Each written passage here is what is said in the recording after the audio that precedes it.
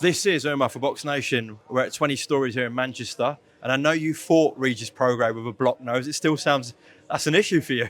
You know what? I've been on and off now for the last couple of months. For the last couple of months, I've not been 100%, but I'm feeling good. I've rested now.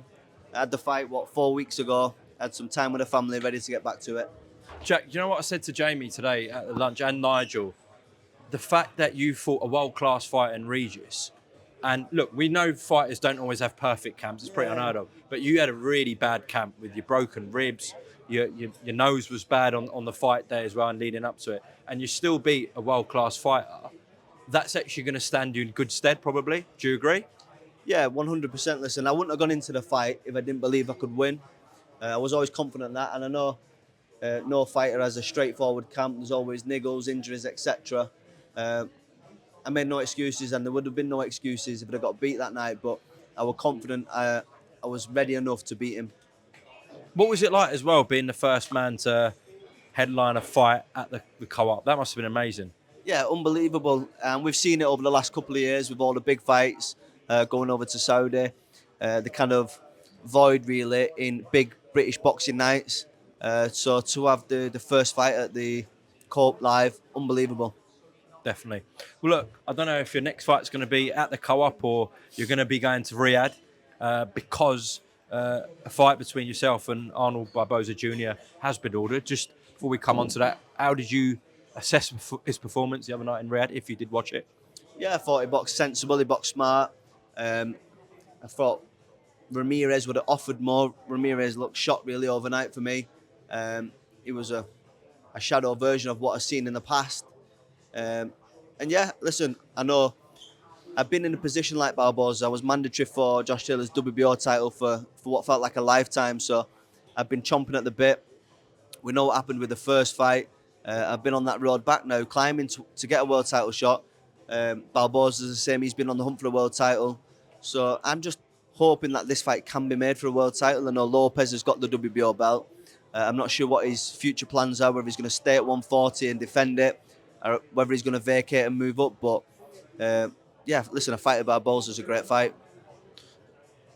That situation with Teofimo Lopez, I know he could move up to 47, but it's not like we've got Crawford and Spence there anymore who bring in big numbers and big money. Like, I'm just thinking, if you do beat Barboza, you can sell that fight off the whole Josh Taylor thing with yourself. He beat Josh Taylor.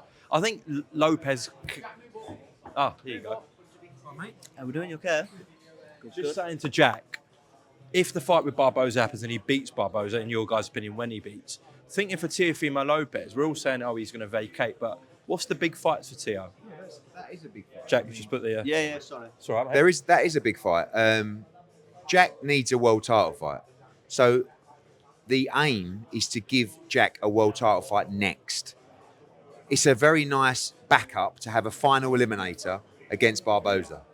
And that fight, by the time it comes around, might be for the full world title, or it might be for the interim world title. But our priority is to try and deliver Jack probably the winner of Paro against Hitchens. But if we can't, we know we got Barboza. Providing he takes it, by the way. Who knows?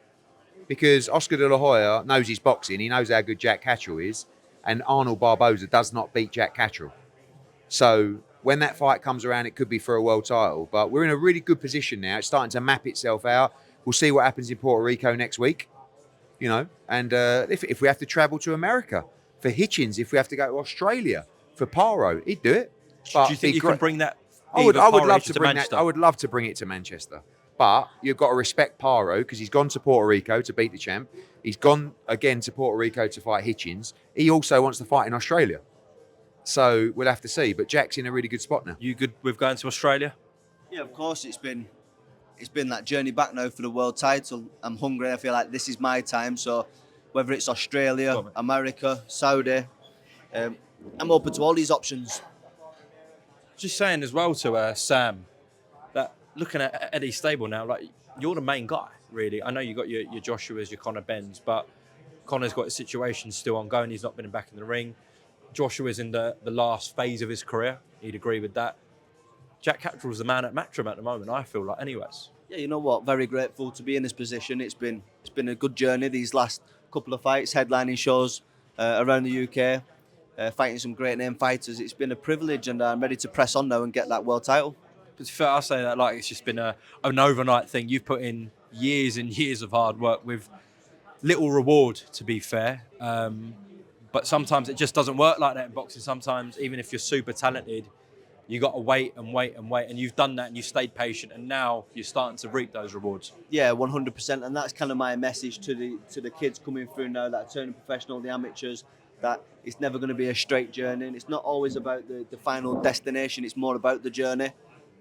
You've been there since I was fighting 4 rounds on small hall shows, got on with BoxNation back in the day, and kind of built from there. And we had some great domestic fights over the years, winning the British title, moving on international fights, winning different international belts. And the goal was to become world champion, but there seemed to be so many roadblocks that's been thrown my way. But you've got to stay consistent. I enjoy boxing, I'm passionate about it, so I stay in the gym, keep learning, and I believe that's what's going to in reward. I'm going to be rewarded for that discipline and that patience by getting my world title next year. So I was at the, where was it? Was it in Leicester, your fight with Ara Davis? Was it 2018, yeah, that was in Leicester. I was there. Not the best fight in the world. Not the best fight. O'Hara at the time, I think he'd only been beat. Had he been beat by Taylor by then? Josh Taylor, yeah. Had he boxed him by then, yeah? I'm not even That's sure. a good question. It was around that time. Yeah. It was on Channel like 5, that. wasn't it? Listen, Yeah. back in the day, O'Hara were dangerous. We knew what we was up against. Weren't the most thrilling fight, but we beat him and we went on from there. Seems like when the opposition steps up, which is always a sign with elite fighters, you just switch on more. Yeah, what it is, sometimes I find myself in that lull where I feel that confident in my ability. Sometimes I'm wanting more from myself, but I'm kind of coasting the rounds. But you've seen it in the last couple of fights when the pressure's on and I'm fighting these elite fighters, I turn up and do what needs to be done. Just back to Barboza quickly. Obviously, you want to win for yourself, your career, but you know you can't let him down, Eddie, against Golden Boy and Oscar De La Hoya. You know that, right? Yeah, 100%. Listen, and I put that pressure on myself. I know there's pressure from Eddie's side to get the victories over Oscar, Golden Boy, etc. But listen, I'm in the gym and I'm going to be working hard, and Barboza's not standing a chance with me. Have you seen his clapback Thursdays? Every week, every Thursday. You tune in. First one on it. I see the clapback Thursdays. It pops up every week. Makes your fight bigger with Barboza, though. 100%. A lot of people sent to me a couple of weeks back when my name first got mentioned about the 5v5. I don't know if that's going to be a thing yet, but we're certainly on course to get this Barboza fight.